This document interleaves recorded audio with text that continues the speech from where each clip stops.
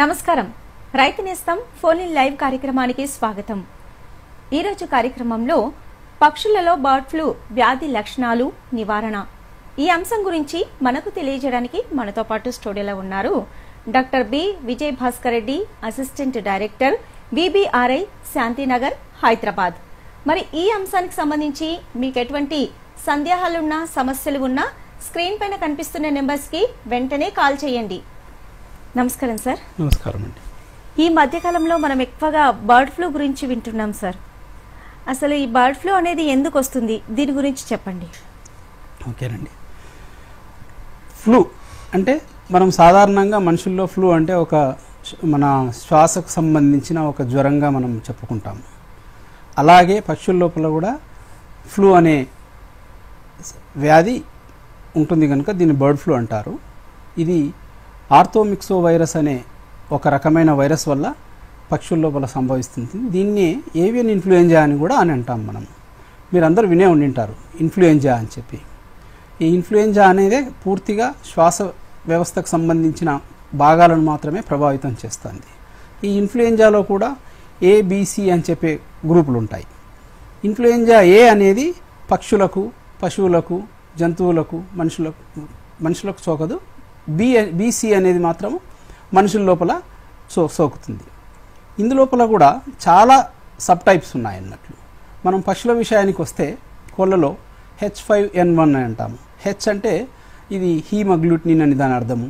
I అంటే N అంటే న్యూరామిన్డేజ్ అని. హీమగ్లూటినిన్ H5N1 అంటే H లోపల 16 రకాలు ఉంటాయి, N లోపల 9 రకాలు ఉంటాయి. ఈ H5N1 ఈ H అండ్ N కాంబినేషన్ లోపల వివిధ రకాల వైరస్ స్ట్రెయిన్లు ఉంటాయి అన్నట్లు. సో అందుకని చెప్పే ఇందులోపల ఎన్నో రకాల స్ట్రెయిన్స్ని మనం గుర్తించవచ్చు. ఈ H5N1 అండ్ H7N1 ఇవి ముఖ్యంగా పక్షుల లోపల ఈ రోగాన్ని మనం కలుగజేస్తాయి. సో ఇవి ఈ ఫ్లూ లక్షణాలు కలిగి ఉంటాయి అన్నట్లు. మొత్తం ఫ్లూ అనేది అందుకే కోళ్ళ లోపల ఎక్కువగా ఇది మనం చూస్తుంటాము. అది ఓకే సార్. అంటే బర్డ్ ఫ్లూ అనగానే ముఖ్యంగా మనకు అందరికి గుర్తొచ్చేది మెయిన్ ఏంటంటే కోడి ఒక్కటే. అంటే అది కాకుండా మిగతా ఏ పక్షుల్లో వస్తాయి, అలాగే జంతువుల్లో కూడా ఈ బర్డ్ ఫ్లూ వస్తుందా? ముఖ్యంగా ఈ బర్డ్ ఫ్లూని హాంకాంగ్ లోపల 1996లో 1996లో మొదటిసారిగా గుర్తించారండి ఈ వైరస్ని. ఇది సాధారణంగా కోళ్ళ లోపల ఎలా వస్తుంది అని అంటే ముఖ్యంగా మన అడవి జాతి పక్షులు ఉంటాయి, వైల్డ్ బర్డ్స్ అంటాము, లేదా వాటర్ ఫౌల్స్ అంటాము, అంటే నీళ్ళ లోపల ఉండే పక్షులు అని అంటాము. వీటి లోపల కూడా ఇది ఉంటుంది. కానీ వీటికి రిజర్వాయర్లుగా పనిచేస్తాయి. ఇవి ఎలాంటి వ్యాధి లక్షణాలను చూపించవు. కానీ వీటి నుంచి వేరే వాటికి సంక్రమించినప్పుడు మాత్రము ఈ కోళ్ళ లోపల మాత్రము ఇలాంటి లక్షణాలు ఈ బర్డ్ ఫ్లూ చాలా విపరీతంగా లక్షణాలను చూపుతుంది. వాస్తవానికి వేరే పక్షుల లోపల కూడా ఇది ఉంటుంది. వాస్తవానికి ఏవే పక్షులు గురవుతాయి అంటే కోళ్ళు గురవుతాయి, పీజన్స్ గురవుతాయి, ఫీజెంట్స్, టర్కీలు, డక్స్, వీటన్నిటికి కూడా ఈ వ్యాధి అనేది సోకుతుంది.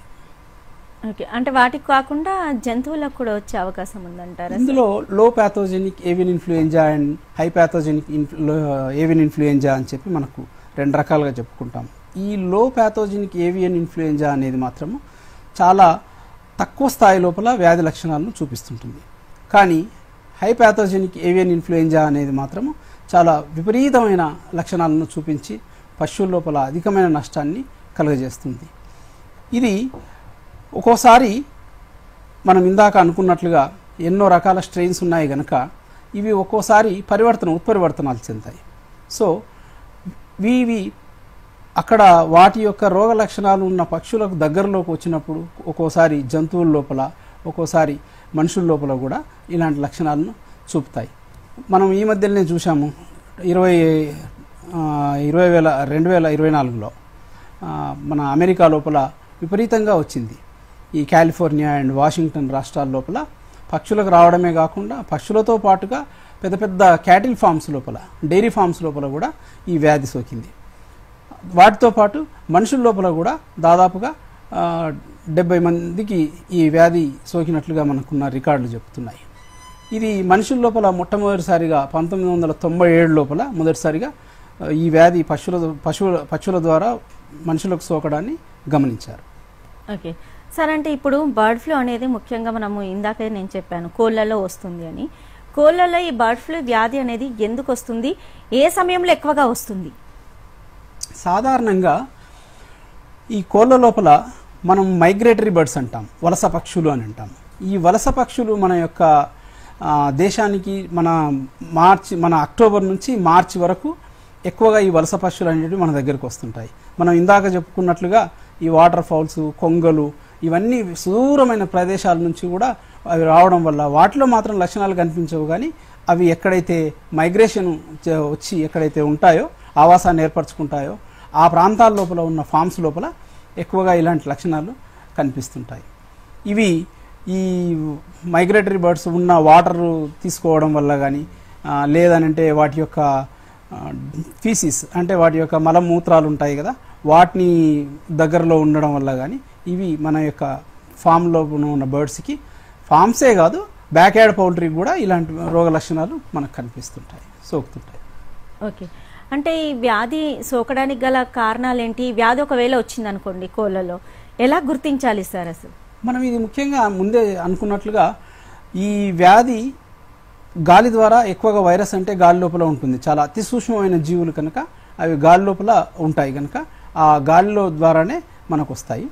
అయితే వీటికి మనం యొక్క పెంచుకున్న కోళ్ళ ఫారాల లోపల ఎక్కువగా ఎందుకు వస్తున్నాయనంటే, ఎప్పుడైతే బర్డ్స్ వేరే మైగ్రేటరీ బర్డ్స్ వచ్చాయో, లేదా వ్యాధి సోకిన వేరే ఫామ్ నుంచి వాహనాల ద్వారా కానీ, లేదా వ్యాధి ఉన్న ఫామ్ లోపల ఉన్న ఫీడ్, లేదంటే వాటి యొక్క ఫీడ్ ద్వారా కానీ, లేదంటే ఒక మనిషి వ్యాధి సోకిన ఫామ్లోకి వెళ్ళి మళ్ళీ ఆరోగ్యంగా ఉన్న ఫామ్లోకి రావడం వల్ల కానీ, ఇలాంటి పరిస్థితుల లోపల మన యొక్క ఆరోగ్యంగా ఉన్న ఫామ్ లోపలికి ఈ యొక్క బర్డ్ ఫ్లూ అనేది మనం వ్యాప్తి చెందుతుంది.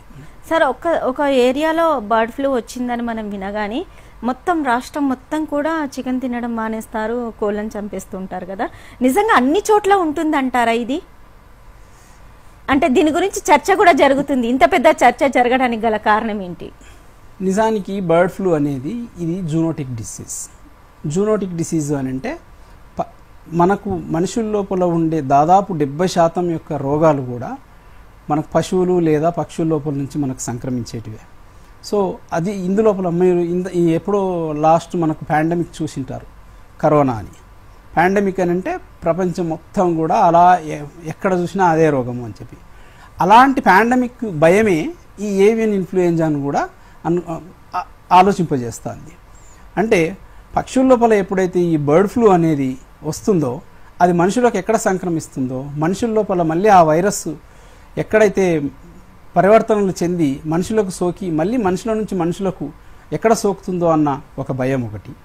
రెండవది, రైతుల్లో ఈ రైతులు ఉన్నారు కదా, ఈ రైతులకు విపరీతమైన నష్టాన్ని కలుగజేస్తుంది. ఒకసారి ఈ బర్డ్ ఫ్లూ వచ్చింది అని అంటే టోటల్గా ఆ ఫామ్లో ఉన్న బర్డ్స్ మొత్తం కూడా వాషౌట్ అయిపోతాయి, వాటికి మృత్యువాత పడిపోతాయి. సో అందుకని చెప్పే ఈ బర్డ్ ఫ్లూ అని అంటే ఇంతగా భయపడతారు. రెండవది, మనం ఇందాక చెప్పుకున్నట్లుగా కరోనా ఎలా అయితే వ్యాప్తి చెందుతుందో అలా వ్యాప్తి చెందుతుందన్న భయం. కానీ నిజానికి పక్షుల్లో నుంచి మనుషులకు ఎక్కడైనా అక్కడో ఇక్కడో 1-2 ఇన్సిడెంట్స్ ఉన్నాయేమో, కానీ మనుషులకు వచ్చిన తర్వాత మనిషి నుంచి మనిషికి సంక్రమించిన దాఖలాలు అయితే ఎక్కడా లేవు. ఆ విధంగా అంతవరకు మాత్రం సేఫ్గా ఉండొచ్చు ఖచ్చితంగా. సార్, అంటే ఇప్పుడు మీరు అన్నారు మనుషులకు కూడా బర్డ్ ఫ్లూ వచ్చే అవకాశం ఉందని. ఒకవేళ మనుషుల్లో కనుక బర్డ్ ఫ్లూ వస్తే దాని లక్షణాలు ఎలా ఉంటాయి, ఎలా గుర్తించాలి ఇది నిజంగా బర్డ్ ఫ్లూ నేనా అని? నేను మొదట్లోనే చెప్పాను, ఫ్లూ అంటే ఫ్లూ లక్షణాలు ఎలా ఉంటాయో మొత్తంగా అలాగే ఉంటాయి. ముఖ్యంగా దగ్గు, జలుబు, నెత్తి నొప్పి, తర్వాత కండరాల నొప్పులు, తర్వాత శ్వాస తీసుకోవడం లోపల ఇబ్బందులు, ఇవే మన కంటిలో నుంచి నీరు కారడం, ఎర్రబారడం, ఇలాంటి లక్షణాలే మనుషుల లోపల కూడా కనిపిస్తాయి. మనకు అలాంటి లక్షణాలు ఏవైనా ఉంటే మనం వెంటనే డాక్టర్ దగ్గరికి వెళ్ళొచ్చు. కానీ ప్రతి మనిషికి ఈ ఉన్న ప్రతి మనిషికి బర్డ్ ఫ్లూ అని చెప్పలేము. ఎందుకు అని అంటే ఈ బర్డ్ ఫ్లూ అనేది ఆయా ఫామ్స్లో పనిచేసే ఆయా యొక్క కోళ్ల ఫారాల్లో పనిచేసే వ్యక్తులకు కానీ లేదా అందులోపల వెళ్ళి చూసే డాక్టర్లకు కానీ, అంటే ఒక విధంగా చెప్పాలి అంటే ఆక్యుపేషనల్ హజార్డ్ కింద తీసుకోవచ్చు. ఎవరైతే ఆ యొక్క వ్యాధి సోకిన కోళ్లకు అతి సన్నిహితంగా మెలుగుతారో వాళ్లకు మాత్రమే వచ్చే ఛాయిస్ ఉంది తప్ప వీటిని తినడం వల్ల కానీ లేదు అని అంటే వీటి యొక్క గుడ్లను తినడం వల్ల వచ్చే ప్రమాదం అయితే లేదు. ఎందుకు అనంటే మన భారతదేశం లోపల మనం వంట వండుకునే పద్ధతులు చాలా 100 డిగ్రీల సెంటీగ్రేడ్ పైన మనము వాటిని ఉడికిస్తాము. సో ఆ యొక్క వాతావరణం లోపల అంత టెంపరేచర్ లోపల ఏ ఒక్క వైరస్ కూడా మనుగడ సాగించలేదు. అందుకని చెప్పి మనం చికెన్ సెంటర్ లోపల చికెన్ తెచ్చుకొని తినడము మనకు వస్తుందని అనుకోవడం అపోహనే తప్ప, ఒకవేళ మీరు కోళ్ళ ఫారాల లోపల పనిచేసే వాళ్ళు లేకపోతే అక్కడ ఎప్పుడు ఉండేవాళ్ళు లేదా చికెన్ సెంటర్ నడిపేవాళ్ళు వ్యాధి సోకిన పశువులకు దరిదాపుల్లోకి వెళ్ళి అది కూడా ఎక్కువ గంటలు వాటితో పాటే సన్నిహితంగా ఉంటే తప్ప ఈ వ్యాధి మనుషులకు సోకే అవకాశం అంటూ లేదు. అంటే ఎక్కువగా అక్కడ ఉండే సిబ్బందికి కానీ యజమానులకు కానీ ఒకవేళ చూడడానికి వచ్చే డాక్టర్స్ కానీ వాళ్ళకి మాత్రమే ఈ బర్డ్ ఫ్లూ సోకుతుంది అని అంటారు. ఒకవేళ బర్డ్ ఫ్లూ వచ్చిన అంటే ఎగ్స్ కానీ చికెన్ కానీ కోళ్ళకు వచ్చింది అనుకోండి, ఆ చికెన్ కానీ తినడం వల్ల మనకి వచ్చే అవకాశం ఉందంటారా? అంటే ఇది నా ఒక్కదంది కాదు, చాలా మంది డౌట్. అదే చెప్పాను, ఇందాకే చెప్పాను కదా, మనం మన భారతదేశం లోపల మన వంట పద్ధతులు వండుకునే పద్ధతుల్లో చాలా బాగా ఉడికిస్తాం మనం అన్నీ. మన దగ్గర ఫ్రోజన్ ఫుడ్ అనేది చాలా తక్కువ. సో ఆ టెంపరేచర్ దగ్గర ఎలాంటి వైరస్ మనుగడ సాగించదు కనుక మనకు వస్తుందన్న భయం మాత్రం ఎలాంటిది ఏమీ లేదు. ఓకే, బర్డ్ ఫ్లూ నివారణకు ఎటువంటి చర్యలు తీసుకోవాలంటారు సార్? ఈ బర్డ్ ఫ్లూ అనేది మనం ఎప్పుడైతే బర్డ్ ఫ్లూ ఎలా సోకుతుందో మనకు ముందు తెలిస్తే వాటిని నివారణ మనకు సులభం అవుతుంది. ఈ బర్డ్ ఫ్లూ అనేది ఎప్పుడైనా ఈ ఫార్మ్స్ లోపల మొత్తం బయోసెక్యూరిటీ మెజర్స్ ఫాలో కావాలి. బయోసెక్యూరిటీ మెజర్స్ అని అంటే మనం బయట నుంచి వచ్చే మనుషుల ప్రవాహాన్ని కానీ లేదా వాహనాలు కానీ లేదు అని అంటే వేరే ఫీడు ఇవన్నిటిని మనం అందులోపలికి రానియడం, అంటే ఎక్కడైతే అవకాశం ఉంటుందో పక్షులకు కాంటాక్ట్లోకి వస్తాయన్న అవకాశం ఉంటుందో అలాంటి వాటిని మనం రానియకుండా చూసుకోవాలి. రెండవది, ఈ మనుషులు ఎక్కువగా పనిచేసే వాళ్ళకు మనకు మాస్కులు పెట్టుకోవడం కానీ లోపల ఇలాంటి మాస్కులు పెట్టుకొని పనిచేయడము, చేతులకు గ్లోవ్స్ పెట్టుకోవటము, ఇది ఎక్కువగా ఏమవుతుంటుందంటే ఒక దగ్గర నుంచి ఒక దగ్గరికి మనం ఇందాకనే చెప్పుకున్నాం కోళ్ళ యొక్క డ్రాపింగ్స్ నుంచి కానీ లేకపోతే ఇన్ఫెక్ట్ అయిన ఫామ్ లోపల ఉన్న ఫీడ్ ఇంగ్రీడియంట్స్ నుంచి కానీ దాని నుంచి వస్తుందని చెప్పి మనం అనుకున్నాం. సో అలాంటివన్నీ ఒక ఫామ్ నుంచి ఒక ఫామ్కి ఎంత రాకపోకలు తగ్గిస్తే, బయట నుంచి మనుషులను ఫాముల్లోకి రావడం తగ్గిస్తే ఇలాంటి మన యొక్క కోళ్ళ మన ఫారాల లోపల మనం కొంత చేసుకోవచ్చు. దీనికి ఇంకో మార్గం కూడా ఉంది, వ్యాక్సినేషన్ ఉంటుంది. కానీ బర్డ్ ఫ్లూకి మన దగ్గర ఇప్పటి వరకు పెద్దగా వ్యాక్సిన్లు లేవు. అందుకనే ఎక్కువగా బయోసెక్యూరిటీ మెజర్స్ మాత్రమే మనం ఫాలో కావాల్సి ఉంటుంది. ఓకే సార్, అంటే ఇప్పుడు బర్డ్ ఫ్లూ వ్యాధి రాకుండా ముందుగానే జాగ్రత్త చర్యలు తీసుకోవచ్చు అట్లాంటి అవకాశం ఏదైనా ఉందంటారా?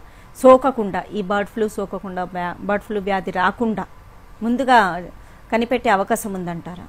జాగ్రత్త చర్యలు కూడా తీసుకునే అవకాశం? దీనికి ఈ బర్డ్ ఫ్లూ సోకకుండా అని అంటే మనం ఇప్పుడు చెప్పుకున్న బయోసెక్యూరిటీ మెజర్స్తో పాటు దీన్ని ఓఐఈ అని ఒక ఇంటర్నేషనల్ సంస్థ ఉంటుంది. ఇది కొన్ని డిసీజెస్ని నోటిఫై చేసింది. నోటిఫైయబుల్ డిసీజ్ అని అంటే వ్యాధి వచ్చిన వాటికి మనం ఎవరైతే హెల్త్ వర్కర్స్ అవసరమవుతారో వాటిని యొక్క కంట్రోల్ చేయడానికి, అలాంటి డిసీజెస్ని మనం నోటిఫైయబుల్ డిసీజెస్ అని అంటాం అన్నట్లు. అందులో ఈ బర్డ్ ఫ్లూ అనేది కూడా ఒకటి. సో ఇలాంటివి ప్రబలకుండా చేయడానికి ముందు జాగ్రత్త చర్యలుగా కేంద్ర రాష్ట్ర ప్రభుత్వాలు ఎన్నో రకాల చర్యలను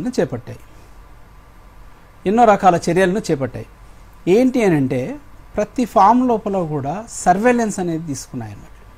సర్వేలెన్స్ అని అంటే ఎక్కడైతే ఈ ఫామ్స్ ఉన్నాయో ప్రతి ఫామ్స్లో నుంచి కూడా సంవత్సరం మొత్తం వాటి నుంచి సేకరించిన సీరం కానీ వాటి నుంచి సేకరించిన ట్రేకియల్ స్వాబ్స్ కానీ మన ఓరోఫారింజియల్ స్వాబ్స్ కానీ క్లోవకల్ స్వాబ్స్ కానీ వీటిని తీసుకొని రెగ్యులర్గా స్క్రీనింగ్ చేస్తుంటాం.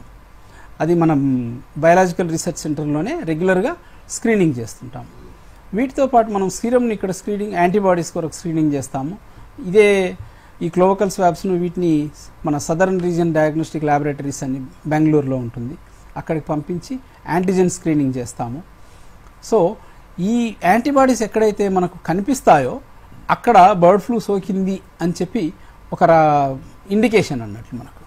సో ఆ విధంగా మనము ముందే సర్వేలెన్స్ అనేది మాత్రం ఖచ్చితంగా చేస్తాం. సో ఈ సర్వేలెన్స్ వల్ల లాభం ఏంటి అని అంటే రాగల ముందు జాగ్రత్త చర్యలు తీసుకోవడానికి మనకు అవకాశం ఉంటుంది. Okay sir. అలాగే ఒకవేళ ఈ బర్డ్ ఫ్లూ అనేది మనుషుల్లో కూడా సోకితే ఎటువంటి నివారణ చర్యలు తీసుకోవాలి సార్? ఎటువంటి జాగ్రత్తలు పాటించాలంటారు? అంటే మనిషి నుంచి మనిషి సోకకపోయినా కానీ తనను తాను సేఫ్ జోన్లో ఉండడానికి ఈ యాంటీవైరల్ డ్రగ్స్ అని చెప్పి ఉంటాయి. రెగ్యులర్గా డాక్టర్ వాళ్ళ మనుషుల డాక్టర్ను సంప్రదించి ట్రీట్మెంట్ తీసుకుంటే సరిపోతుందండి. దానికి పెద్ద వ్యాక్సిన్లు అంటూ ఏమీ లేవు. సో మనకు ఈ యాంటీవైరల్ డ్రగ్స్ అయితే పనిచేస్తాయి. ఓకే. ఒకవేళ ఫామ్స్లలో చాలా చోట్ల కూడా బర్డ్ ఫ్లూ అనేది వస్తుంది, ఇన్ని జాగ్రత్త చర్యలు తీసుకున్నా కానీ వస్తుంది. అది రాకుండా ముందు జాగ్రత్తగా మనం ఏమేం చెయ్యాలంటారు? ఎటువంటి ప్రికాషన్స్ తీసుకోవాలి? ఈ బయోసెక్యూరిటీ మెజర్స్ అని నేను ఇందాకే చెప్పాను నేను మీకు. వీటిని సాధారణంగా ఈ యొక్క రోగ లక్షణాలు ఏంటివి బర్డ్ ఫ్లూవి అని అంటే అత్యధికంగా మోర్టాలిటీ ఉంటుంది. అంటే సోకిన పక్షులన్నీ కూడా దాదాపు 100% ఉంటాయి. ఇలాంటి లక్షణాలు ఎప్పుడైతే కనిపిస్తాయో ఆ యొక్క ఫామ్ యజమాని వాటిని గమనిస్తుండాలి. వాటిని గమనించి అక్కడ ఉన్న లోకల్ వెటర్నరీ డాక్టర్కి ఇన్ఫామ్ చేయాలి. అప్పుడు అక్కడ ఉన్న లోకల్ వెటర్నరీ డాక్టరు ఆ ఫామ్ను విజిట్ చేయడానికి లోకల్ వెటర్నరీ డాక్టర్ ఆ ఫామ్ను విజిట్ చేస్తాడు. అక్కడ ఉన్న పరిస్థితులను అంచనా వేస్తాడు.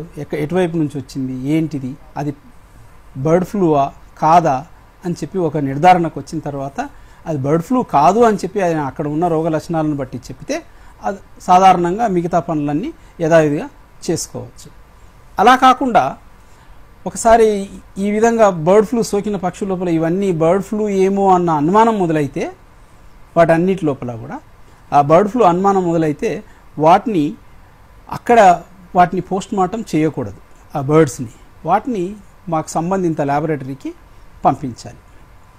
దాన్ని అప్పుడు ఆ అనుమానాస్పద స్థితి లోపల అక్కడ అలర్ట్ జోన్ అని చెప్పి ఒకటి క్రియేట్ చేస్తారు. అలర్ట్ జోన్ అని అంటే ఎక్కడైతే ఏ ఫామ్లో అయితే బర్డ్ ఫ్లూ ఉందో ఆ ఫామ్కు చుట్టూ 10 కిలోమీటర్ల దూరాన్ని అలర్ట్ జోన్ అని అంటాం. ఈ అలర్ట్ జోన్ లోపల అన్ని రకాల పక్షుల ప్రవేశాన్ని మనం నియంత్రిస్తాం. బయటికి నుంచి లోపలికి రావు, లోపల నుంచి బయటికి పోవు. వీలైతే అక్కడ ఉన్న చికెన్ లైవ్ మార్కెట్స్ కానీ ఇవన్నిటినీ కూడా క్లోజ్ చేపిస్తాం. దీన్ని అలర్ట్ జోన్ అని చెప్పి మనం తీసుకొని చేస్తాం. ఇది ఎప్పటి వరకు మనం రోగ నిర్ధారణ అయినంత వరకు దీన్ని అలర్ట్ జోన్ కింద మనం చూస్తాం. ఒక్కసారి ఇక్కడ రోగం లేదు, అవి పంపిన శాంపుల్స్లో నెగటివ్గా ఉంది, బర్డ్ ఫ్లూ లేదు అని చెప్పి అని అంటే దాన్ని అలర్ట్ జోన్ నుంచి ఎత్తివేసేసి మళ్ళీ యథావిధిగా పనులు కొనసాగిస్తాం. సార్ మీరు ఇందాక చెప్తున్నారు అలర్ట్ జోన్ అంటున్నారు. అలర్ట్ జోన్ అంటే ఏంటి సార్ అసలు? ఈ అలర్ట్ జోన్ అంటే మనకు ఈ బర్డ్ ఫ్లూ మన యొక్క ఫామ్స్లో సోకే అవకాశం ఉంది అని చెప్పి మనం ముందు జాగ్రత్తగా వేరే ఫామ్స్కి వాటిని వ్యాపింపజేయకుండా మనం తీసుకోవాల్సిన జాగ్రత్తలు ఎంత పరిమితిలో ఎంత పరిధి లోపల మనం ఏ జాగ్రత్తలు తీసుకోవాలన్నది అలర్ట్ జోన్ అంటాం. ఇది సాధారణంగా మనం ఎక్కడైతే ఈ యొక్క రోగ లక్షణాలు ఉన్న ఫామ్ ఉంటుందో దానికి 10 కిలోమీటర్ల రేడియస్లో దాన్ని తీసుకొని దాన్ని అలర్ట్ జోన్ అని చెప్పి అని అంటాం. సార్ ఇప్పుడు అంటే చాలా వరకు బర్డ్ ఫ్లూ వచ్చిన కోళ్ళని వాటర్లో వేయడం వల్ల ఫిష్లకు కూడా వస్తుందని చెప్తున్నారు. ఫిష్ కూడా తినట్లేదు. నిజంగా అట్లా వచ్చే అవకాశం ఉందంటారా సార్? ఇప్పుడు అలా చేయకుండా వాటర్లో పడేయకుండా ఏం చేయాలి అసలు ఆ కోళ్ళని? నిజానికి అదే చెప్తున్నాను. ఇప్పుడు ఈ అలర్ట్ జోన్లో ఎక్కడైతే మనకు వ్యాధి నిర్ధారణ కాలేదో, వ్యాధికి నెగటివ్గా ఉంది అని చెప్పి మనకు ఫలితాలు వచ్చిన తర్వాత మనం యథావిధిగా పరిస్థితిని కొనసాగిస్తాము. అదే ఒకవేళ వ్యాధి నిర్ధారణనే జరిగింది అనుకోండి, వ్యాధి నిర్ధారణ జరిగితే ఆ అలర్ట్ జోన్నే ఇన్ఫెక్టివ్ జోన్ అని అంటాం. ఆ ఇన్ఫెక్టివ్ జోన్ అనేది ఆ యొక్క ఫామ్కు చుట్టుపక్కల 1 కిలోమీటర్ రేడియస్ను ఇన్ఫెక్టివ్ జోన్ అని చెప్పి అని అంటాం. అంటే 0 నుంచి 1 కిలోమీటర్ దూరం వరకు, ఆ ఫామ్ నుంచి 1 కిలోమీటర్, ఆ కిలోమీటర్ పైన 1 కిలోమీటర్ నుంచి 10 కిలోమీటర్ల దూరాన్ని సర్వేలెన్స్ జోన్ అని చెప్పి అంటాం మనం. ఈ ఇన్ఫెక్టివ్ జోన్ లోపల చాలా రకాల చర్యలు చేపట్టాలి. మీరు ఇప్పుడు ఏదైతే అడిగారో ఫామ్లో చనిపోయిన వాటిని వాటర్లో వేస్తున్నారని చెప్పి అవన్నీ ఏదైతే చెప్పారో అలా చేయకూడదు. వాటి ఎప్పుడైతే ఈ ఇన్ఫెక్టివ్ జోన్ అని చెప్పి మనం రోగ నిర్ధారణకు కూడా మేము ఇక్కడ ల్యాబ్లో చేయమని, ఈ రోగ నిర్ధారణ అనేది కూడా ఈ అలర్ట్ జోన్ లోపల కలెక్ట్ చేసిన బర్డ్స్ని ప్రతి ఫామ్లో ఎక్కడైతే సస్పెక్ట్ చేస్తున్నామో ఆ ఫామ్ నుంచి 5 బర్డ్స్ని ట్రిపుల్ ప్యాకింగ్ లోపల, అంటే లీక్ ప్రూఫ్ ప్యాకింగ్ లోపల వీటిని ఐస్లో ఒక ప్రత్యేకమైన మెసెంజర్ ద్వారా భోపాల్ లోపల నిషాద్ అని ల్యాబొరేటరీ అని ఉంటుంది, national institute of high security animal disease అని చెప్పి మనము అక్కడికి పంపిస్తాం. అక్కడికి పంపించిన తర్వాత వాళ్ళు మాత్రమే అది నిర్ధారణ చేసి ఆ రోగం ఉందని చెప్పి చెప్తారు. అది కూడా ఎక్కడ అంటే first central government dairy animal husbandry డిపార్ట్మెంట్కి ఆ ఇన్ఫర్మేషన్ ఇస్తారు. దానితో పాటుగా ఇక్కడ మా పశుసంవర్ధక శాఖ డైరెక్టర్కి, పశుసంవర్ధక శాఖ సెక్రటరీకి, వీళ్ళకందరికీ ఇన్ఫర్మేషన్ ఇచ్చి అలర్ట్ చేస్తారు. ఇది పాజిటివ్ వచ్చింది, సో మీరు ఈ యొక్క జోన్ లోపల ప్రత్యేకంగా కేంద్రీయ దృష్టి పెట్టాలి అని చెప్పి అక్కడ మనం చాలా కార్యక్రమాలు చేయాల్సి ఉంటుంది. ఎక్కడైతే ఇన్ఫెక్టివ్ జోన్ అని చెప్పి చెప్పారో ఆ ఇన్ఫెక్టివ్ జోన్ లోపల మనం ఇమ్మీడియట్గా ఒక కంట్రోల్ రూమ్ ఏర్పాటు చేస్తాం, ఒక నోటిఫికేషన్ ఇస్తాం. అది మొత్తం కూడా కలెక్టర్ గారి ఆధ్వర్యం లోపల జరుగుతుంటుంది. ఇక్కడ నోటిఫికేషన్ ఇచ్చిన తర్వాత పశుసంవర్ధక శాఖ లోపల ర్యాపిడ్ రెస్పాన్స్ టీమ్స్ అని చెప్పి ఉంటాయి, వీళ్ళందరినీ మనం ప్రోగేస్తాం. ఆ యొక్క ఫామ్ లోపల మీరు అన్నారు ఇందాక వాటిని చనిపోయిన బర్డ్స్ని వాటర్లో వేస్తున్నారని, అది చాలా పెద్ద తప్పు. సో అలాంటి బర్డ్స్ని అన్నిటినీ కూడా మనం కల్ చేయాలి. ఆ యొక్క బర్డ్స్నే కాదు, ఆ యొక్క ప్రాంతం ఫామ్ లోపల ఉన్న ఫీడ్ కానీ, లిట్టర్ కానీ, ఇంకేమైనా వాటర్ కానీ ఇలాంటివి ఏమీ ఉన్నా కూడా వాటిని మొత్తాన్ని కల్ చేసేసి, మొత్తం తీసేసి, బర్డ్స్ని కల్ చేసి ఆ యొక్క ఫామ్ ప్రిమిసెస్లోనే, ఆ యొక్క ప్రాంతంలోనే గుంత తీసి అందులోపల పాతి పెట్టాలి. పాతి దాదాపుగా 20-30 సెంటీమీటర్ల వరకు కూడా సున్నాన్ని పోయాలి దాని లోపల. దాన్ని పూసేసి ఆ లిట్టర్ని కానీ వాటన్నిటిని కూడా కాల్చేయాలి. ఇది ఆ యొక్క ఫామ్ లోపల బర్డ్ ఫ్లూగా నిర్ధారణ జరిగితే మనం చేయాల్సిన పద్ధతి. వీటితో పాటుగా మరికొన్ని విషయాలు తెలుసుకునే ముందు మీతో కాలర్ మాట్లాడడానికి రెడీగా ఉన్నారు సార్. కాల్ తీసుకుందాం. నమస్తే అండి. నమస్కారం అమ్మా. మీ పేరు ఎక్కడి నుండి కాల్ చేస్తున్నారు? నా పేరు రాజకొండ రాజే, జగిత్యాల జిల్లా కల్లెడ. మీకు నమస్కారములు, సైంటిస్ట్ గారికి కూడా నమస్కారాలు. సరేనండి, సార్తో మాట్లాడండి. పక్షులలో బర్డ్ ఫ్లూ అంటే ఒక కోళ్ళే అనుకున్నాము. ఏమే పక్షులు, కాకులు, రామచిలుకలు, గోరెంటలు, ఇవన్నీ ఈ వివిధ కూరగాయ చెట్ల మీద అక్కడిక్కడ వాళ్తాయి కదా, మరి వాటి ద్వారా కూడా ఏమన్నా వస్తాయని వాటిని ప్రార్థిస్తూ అడుగుతున్నాడు. కరెక్టే, మీరు చెప్పిన కరెక్ట్ క్వశ్చన్ అడిగారు. మనం ఇందాక మొదట్లోనే చెప్పాము, ఈ వైల్డ్ బర్డ్స్ అని అంటాము. కాకులు ఉంటాయి, ఈ చిలుకలు ఉంటాయి, వీటన్నిటినీ వల్ల కూడా వచ్చే అవకాశం ఉంటుంది, ఖచ్చితంగా వస్తుంది. అంటే ఇవి ఎక్కడైతే ఈ బర్డ్స్, ఈ పక్షుల లోపల మీరు ఇందాక పేర్కొన్న ఈ పక్షుల లోపల ఈ వ్యాధి ఎక్కడైతే ఉందో వాటి వల్ల కూడా మన కోళ్ళకు వచ్చే అవకాశం ఉంటుంది.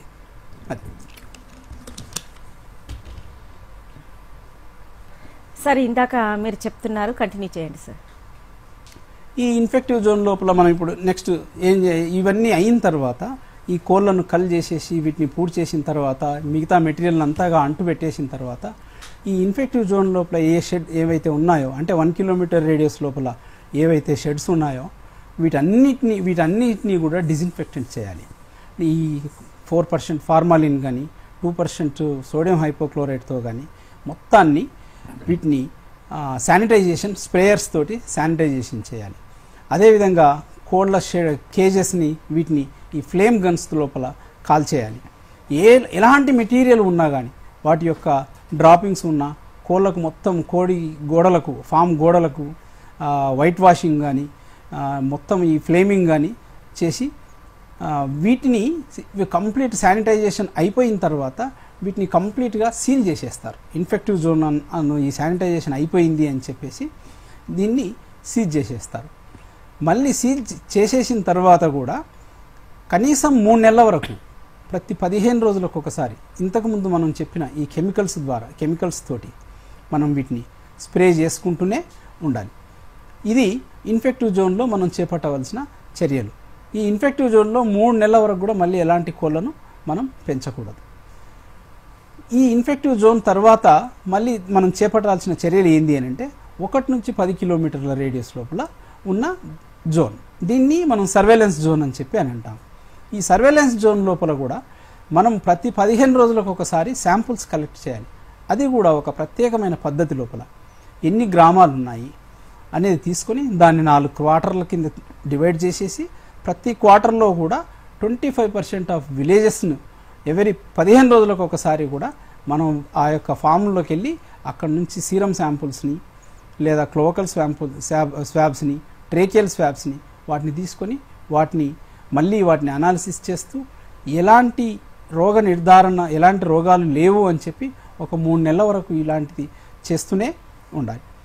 ఈ 3 నెలల లోపల కూడా ఎక్కడా రోగ నిర్ధారణ మళ్ళీ జరగలేదు అంటే అప్పుడు ఈ ఇన్ఫెక్టెడ్ జోన్ లోపల ఉన్న వాటికి అప్పుడు పర్మిషన్ ఇస్తారు మళ్ళీ కోళ్ళను పెంచుకోవడానికి. అంతవరకు ఆ యొక్క ఇన్ఫెక్టివ్ జోన్లో మాత్రం కోళ్ళు పెంచడానికి వీలు లేదు. ఆ కోళ్ళను కూడా మళ్ళీ వాటిని మొత్తాన్ని షెడ్ కెపాసిటీని మొత్తాన్ని ఒకేసారిగా మనం తెచ్చి పెంచడానికి వీలు లేదు. ముందుగా ఒక 100 బర్డ్స్ని అలా తీసుకొని వచ్చి వాటిని పెంచుకుంటూ వాటిని కూడా మళ్ళీ 3 వారాల వరకు వాటి లోపల శాంపుల్స్ కూడా రెగ్యులర్గా తీస్తూ ఆ 3 వారాల వరకు కూడా ఏమీ లేవు అని చెప్పి అనుకున్న తర్వాతనే వాటి యొక్క ఫుల్ స్కేల్ లోపలికి మళ్ళీ మనం కోళ్ళను తెచ్చి పెంచుకోవచ్చు. రైట్ సార్, రంగారెడ్డి నుంచి కాలర్ ఉన్నారు, కాల్ తీసుకుందాం. నమస్తే బన్సిలాల్ గారు. మేడం నమస్తే మేడం. మీ సమస్య అంటే అడగండి, సార్తో మాట్లాడండి. సరే మేడం. నమస్తే సార్. నమస్తేనండి సార్, నా పేరు బన్సిలాల్, మాది రంగారెడ్డి జిల్లా. ఓకే.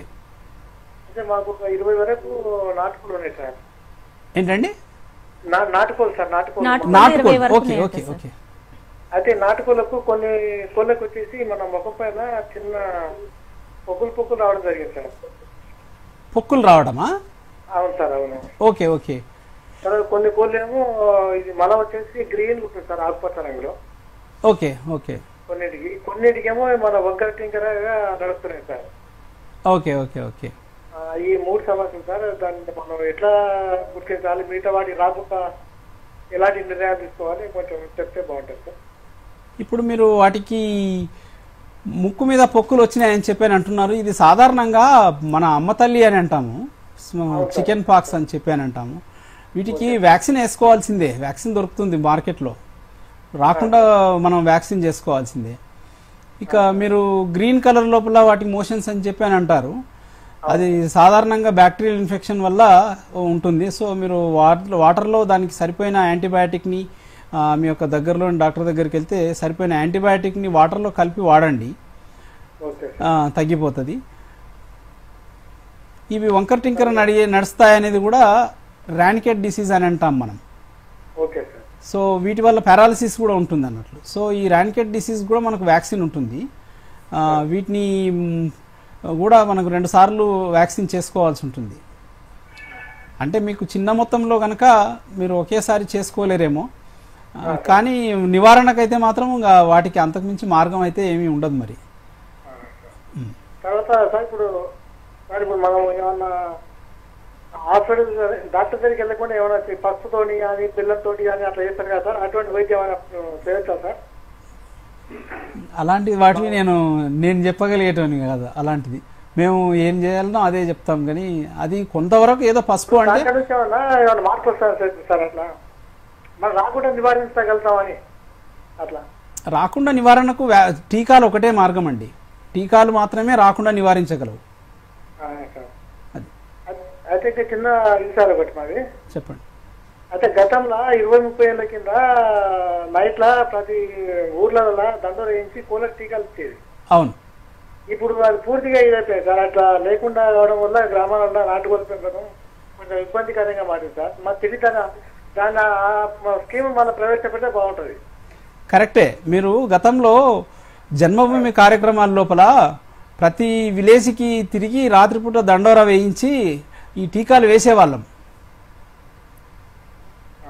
నిజమే. అది ఇప్పుడు పద్ధతి లేదని అంటున్నారు సార్. అది ఈ మధ్యన లేదు అది. కానీ మళ్ళీ ప్రభుత్వం ఆలోచిస్తుంది వీటిని మళ్ళీ ఏదైనా ప్రోగ్రామ్స్ కింద టేకప్ చేయాలని చెప్పి మా అధికారుల దృష్టికి తీసుకెళ్తాం ఖచ్చితంగా. అదే సార్ కొంచెం అది కంపల్సరీ చేయాలి సార్ అది. ఓకేనండి, ఖచ్చితంగా. Thank you sir. సార్ అంటే ఇప్పుడు బర్డ్స్ కల్లింగ్ అనేది ఎవరు చేస్తారు, ఎవరి ఆధ్వర్యంలో చేస్తారు సార్? మనం ఇందాక చెప్పుకున్నట్లుగా ఎప్పుడైతే ఈ బర్డ్ ఫ్లూ అనేది నిర్ధారణ అయిపోయిన వెంటనే ఈ నోటిఫికేషన్ అనేది ఇవన్నీ ఇస్తామని చెప్పుకున్నాం కదా. వీటన్నిటినీ కూడా కలెక్టర్ గారు కోఆర్డినేట్ చేస్తారండి. కలెక్టర్ గారికి ఇన్ఫర్మేషన్ ఉన్న తర్వాత కలెక్టర్ గారు ఎమర్జెన్సీ ఒకటి మీటింగ్ కండక్ట్ చేస్తారు.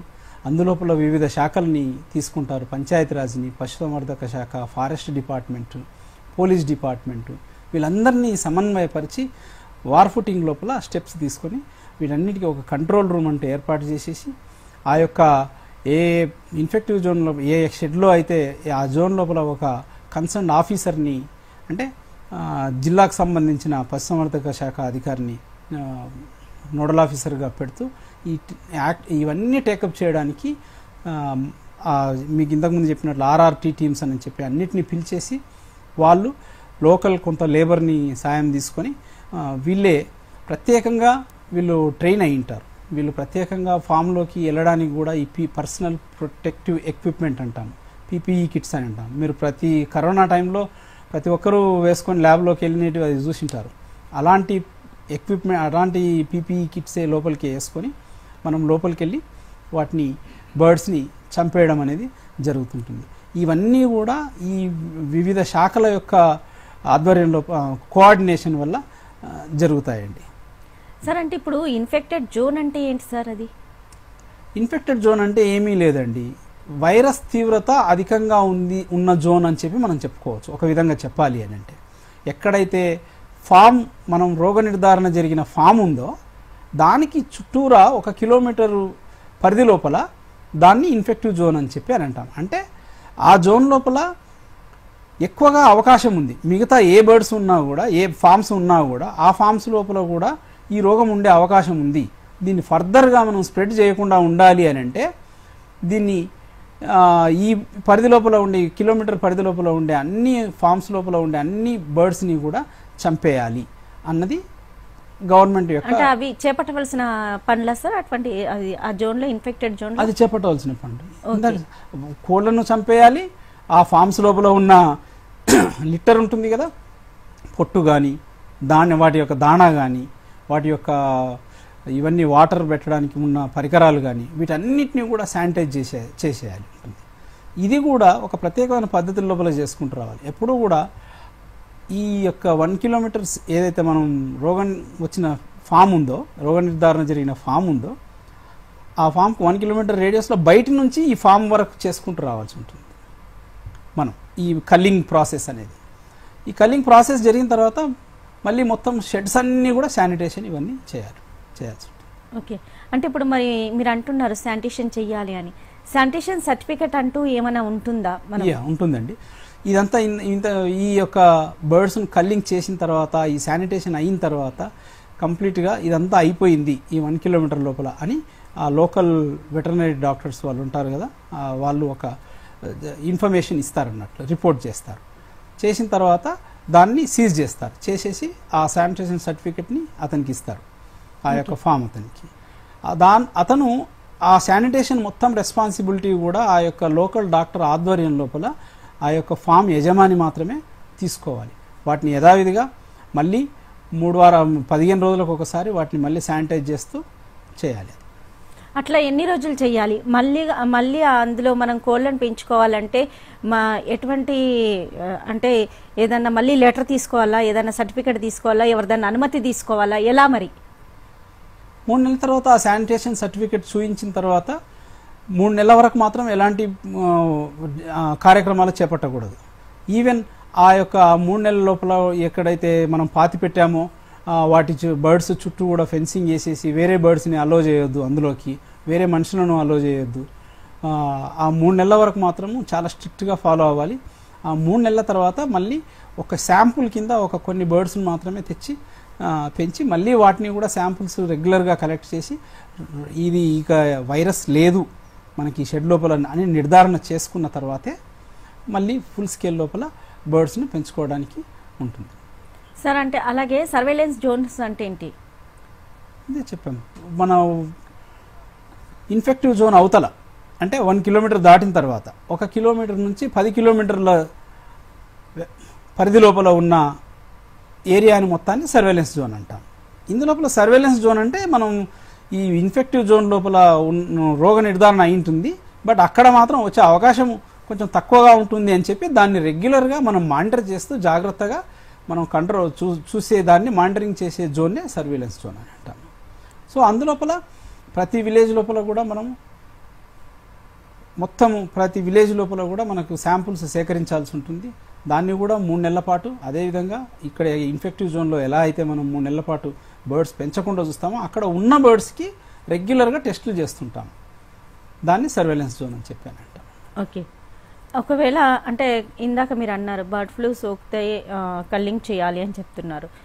అలా అయితే గనక యజమానికి ఏమన్నా ప్రభుత్వం నుంచి నష్టపరిహారం ఇచ్చే అవకాశం ఉందంటారా సార్? ఖచ్చితంగానండి. ఎక్కడైతే ఎందుకు అని అంటే రైతుకు ఇష్టం ఉన్నా లేకున్నా మనం దీన్ని ఫోర్స్డ్ కల్లింగ్ అంటాం. ఈ ఇన్ఫెక్టివ్ జోన్ లోపల ఉన్న బర్డ్స్కి మాత్రమే నష్టపరిహారం ఇస్తారు ప్రభుత్వం. ఈ ఎన్నైతే బర్డ్స్ ఉన్నాయో వీటన్నిటికీ కూడా అందులోపల ఉన్న దాణాకు కానీ కోళ్ళకు కానీ మనం ఏవైతే మనం ఫోర్స్డ్గా తీసేస్తున్నామో వాటన్నిటికి కూడా ఇస్తారు. ఇది కూడా మన లేయర్స్కి ఒక రేటు, బ్రాయిలర్స్కి ఒక రేటు ఉంటుంది. ఆ లేయర్స్ లోపల కూడా ఏజ్ గ్రూప్ని బట్టి కంపెన్సేషన్ ఉంటుంది. ఈ కంపెన్సేషన్ని కేంద్ర రాష్ట్ర ప్రభుత్వాలు సగం సగంగా భరిస్తాయి. సో ఈ లేయర్స్కి అయితే 8 వారాల తర్వాత వాటికి 140 రూపాయలు, 8 వారాల లోపు వాటికి 40 రూపాయలు. అదే బ్రాయిలర్స్కి అయితే 4 వారాల లోపు వాటికి 35 రూపాయలు, తర్వాత 4 వారాల పైన ఉంటే 120 రూపాయలు, దానాకైతే 25 రూపాయలు కేజీ. ఇలా కంపెన్సేషన్. అందుకే కల్లింగ్ చేసేటప్పుడే మేము మొత్తం ఏమేమి చేస్తున్నాము, ఎన్ని బర్డ్స్ని, ప్రతి ఆర్ఆర్టీ టీం దగ్గర కూడా ఏ టీం ఎన్నెన్ని బర్డ్స్ని కల్లింగ్ చేసింది, ఎన్నిటిని చంపేసింది, ఈ లెక్క అంతా కూడా ఖచ్చితంగా వాళ్ళు మెయింటైన్ చేస్తారు. చేసిన తర్వాత ఆ ఫామ్ మొత్తం అయిన తర్వాత ఎన్ని బర్డ్స్ అయినాయి ఏంటి అయినాయని దాన్ని లెక్క తీసేసి ఎంత నష్టపరిహారం అనేది క్యాలిక్యులేట్ చేస్తారు. సార్ అంటే ఈ ఆపరేషన్లో ఎంతమంది భాగస్వాములు అవుతారు సార్? ప్రతి జిల్లాలో కూడా మాకు ఈ ఆర్ఆర్టీ టీమ్స్ అనేటివి ఉంటాయి. వివిధ శాఖల ఆధ్వర్యం లోపల కలెక్టర్ గారు దీన్ని టేకప్ చేస్తారు. ప్రతి జిల్లాలో ఒక్కొక్క ఆర్ఆర్టీ టీంలో 2-3 మెంబర్స్ ఉంటారు. వీళ్ళంతా కూడా బాగా ట్రైన్ అయిన వాళ్ళు. వీళ్ళకు బర్డ్ని ఎలా చంపాలి అన్న ట్రైనింగ్ ఇస్తారు. ఈ బర్డ్స్ని వివిధ రకాలుగా చంపుతారు. నిజానికి మొదటి ఏంటిది అని అంటే కొంత చిన్న బర్డ్స్ని అయితే వీటి యొక్క తలలను ట్విస్ట్ చేసి చంపేస్తారు ఒకటి. లేయర్స్ లోపల అయితే వాటి వయసు ఎక్కువగా ఉంటుంది కనుక, వాటి బరువు కూడా ఎక్కువగా ఉంటుంది కనుక వీటికి ప్రత్యేకంగా ఈ ఒక రకమైన మత్తు ఇస్తారు, ఫినోబార్బిటోన్ అని చెప్పి. దీన్ని 80 మిల్లీగ్రాములు 55 ml నీటి లోపల కలిపి వాటికి ముందు ఆ నీళ్ళలో ఇచ్చేస్తే అవి మత్తుతో పడిపోతాయి. మత్తుతో పడిపోయిన తర్వాత వాటన్నిటినీ గన్నీ బ్యాగ్స్ లోపల ప్యాకప్ చేసేసి వాటిని గుంతలు తీసేసి 2x2x2 అని ఆ సైజు లోపల గుంతలు తీసేసి ఒక్కొక్క గుంత లోపల దాదాపుగా 2x2x2 అంటే 1800 బర్డ్స్ పడతాయి అందులోపల.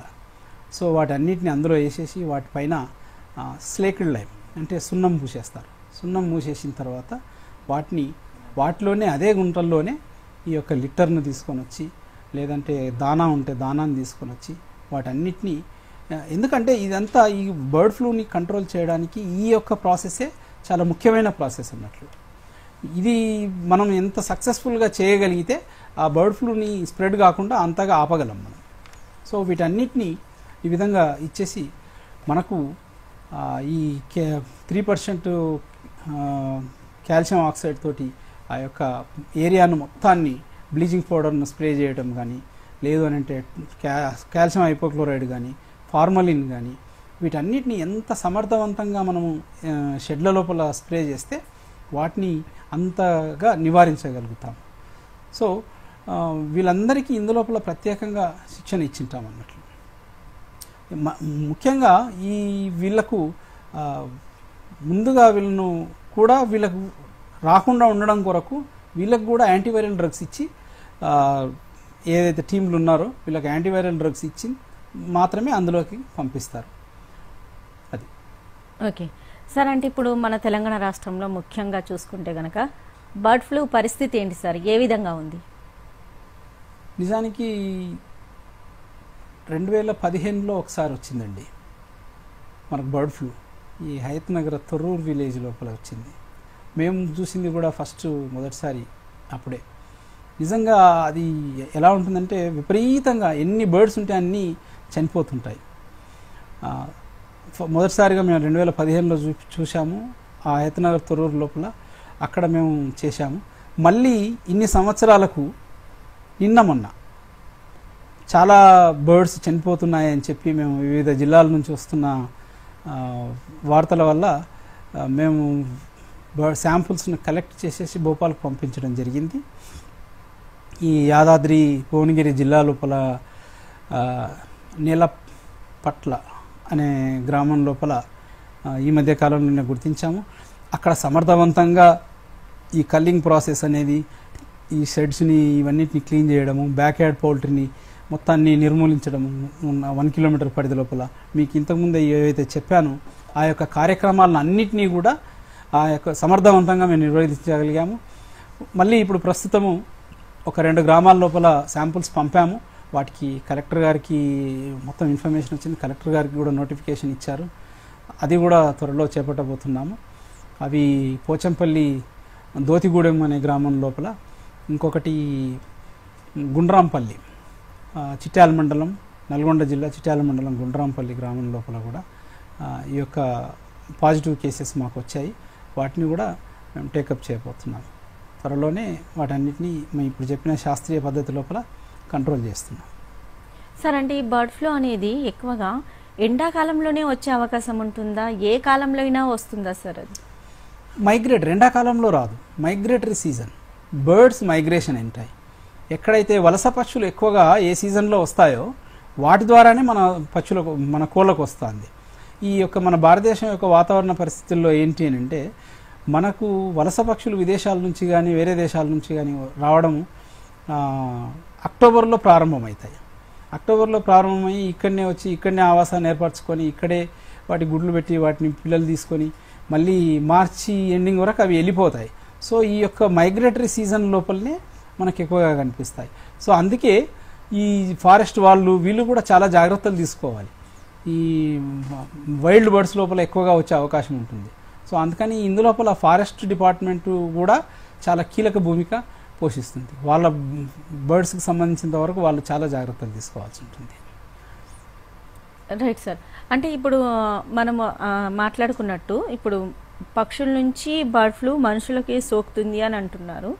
అయితే మనిషి నుంచి మనిషికి వచ్చే అవకాశం లేదు అంటున్నారు. ఒకవేళ పక్షుల నుంచి మనిషికి కనుక సోకితే అది డేంజర్ పొజిషన్లో ఉంటుందా, నార్మల్గా ఉంటుందా సార్? మనం దాన్ని ట్రీట్ చేయకపోతే డేంజరేనండి. ఎందుకంటే ఇవి జూనోటిక్ డిసీజెస్ కనుక మనం ట్రీట్ చేయకపోతే దాదాపుగా 60% వరకు మోర్టాలిటీ మనం చెప్తారన్నమాట. అంటే ఒక 10 మందికి సోకితే ఏమీ పట్టించుకోకుంటే 6% మందికి 6 మంది చనిపోవచ్చు అని చెప్పి. కానీ ఎక్కడ చనిపోయిన దాఖలాలు చాలా తక్కువ. ఇమ్మీడియట్గా మనకు ట్రీట్మెంట్ తీసుకుంటే ఇమ్మీడియట్గా మనకు రెస్పాన్స్ ఉంటుంది.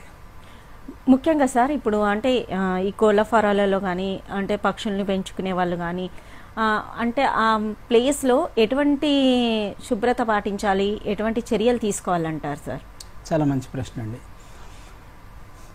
కోళ్ళకే కాదు, అందులో పనిచేసే మనుషులకు కూడా ఎలాంటి రోగాలు రాకుండా ఉండాలి అని అంటే మనం సాధారణంగా ఏదో ఫామ్ అని చెప్పి పెట్టుకొని నడిపిస్తుంటాము. కానీ బయోసెక్యూరిటీ మెజర్స్ అని చెప్పానంటాను. బయోసెక్యూరిటీ మెజర్స్ అని అంటే కంప్లీట్గా బయటి పక్షులు, వైల్డ్ బర్డ్స్ కానీ బయటి పక్షులు కానీ మన ఫామ్లోకి ఎంట్రీ కాకుండా చూసుకోవాలి. ఏదైనా మనం ఫామ్ లోపల వాడే వెహికల్స్ కానీ వీటన్నిటిని కూడా రెగ్యులర్గా శానిటైజ్ చేయాలి. బయటికి పోయి లోపలికి వచ్చినప్పుడు ప్రతి ఫామ్ ఎంట్రన్స్ దగ్గర ఒక పిట్టు తవ్వుకోవాలి. అందులోపల ఈ యొక్క యాంటీ మైక్రోబియల్ సబ్స్టెన్సెస్ కలిపిన వాటర్ని అందులోపల పెట్టి మనం యొక్క కాళ్ళు అందులో రావడం కానీ, మనిషిలో రావడం అంటే అందులో నడుచుకుంటూ రావాలి. వెహికల్స్ అయినా అందులో నుంచే రావాలి. ఏంటి అంటే బయట నుంచి వచ్చే ఎలాంటి ఇన్ఫెక్షన్ అయినా కూడా మనం గేటు దగ్గరనే ఆపేయాలి అని.